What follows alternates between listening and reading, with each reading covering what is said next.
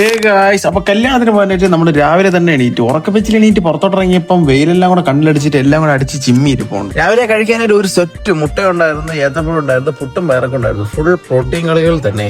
അങ്ങനെ ഡ്രസ്സെല്ലാം തേച്ച് കുളിയും പരിപാടിയൊക്കെ കഴിഞ്ഞിട്ട് നമ്മൾ റെഡി ആയിട്ട് ഇറങ്ങി. നമ്മൾ ഉദ്ദേശിച്ച ഞാനാണ്, ബാക്കിയുള്ളവർ ഇതുവരെ ഇറങ്ങിയിട്ടില്ല. കുറച്ച് കഴിഞ്ഞപ്പോൾ എല്ലാവരും റെഡി ആയിട്ടൊക്കെ ഇറങ്ങി. എന്നിട്ട് എല്ലാവരും കൂടെ ചേർന്ന് ഒരു ഗ്രൂപ്പ് ഫോട്ടോ എടുത്ത്. പിന്നീട് എടുക്കാൻ പറ്റിയെന്നല്ല, അതുകൊണ്ട് ഇപ്പോഴേ എടുത്തു. പിന്നെ നമ്മൾ അധികം താമസിക്കാൻ നിന്നില്ല, 3 വണ്ടിയിലായിട്ടാണ് പോകണം. അങ്ങനെ വണ്ടിയെല്ലാം സെറ്റ് ചെയ്ത് നമ്മൾ പോകാനായിട്ട് ഇറങ്ങി. 1 മണിക്കൂർ യാത്ര ഉണ്ട് ഓഡിറ്റോറിയത്തിലെത്താൻ. ഓഡിറ്റോറിയത്തിൽ വണ്ടിയെല്ലാം പാർക്ക് ചെയ്തിട്ട് നേരെ അകത്തോട്ട് പോയപ്പോൾ നിക്കാഹും ദുആയൊക്കെ നടക്കരുത്. അത് കഴിഞ്ഞിട്ടായിരുന്നു പെണ്ണിന്റെ എൻട്രി.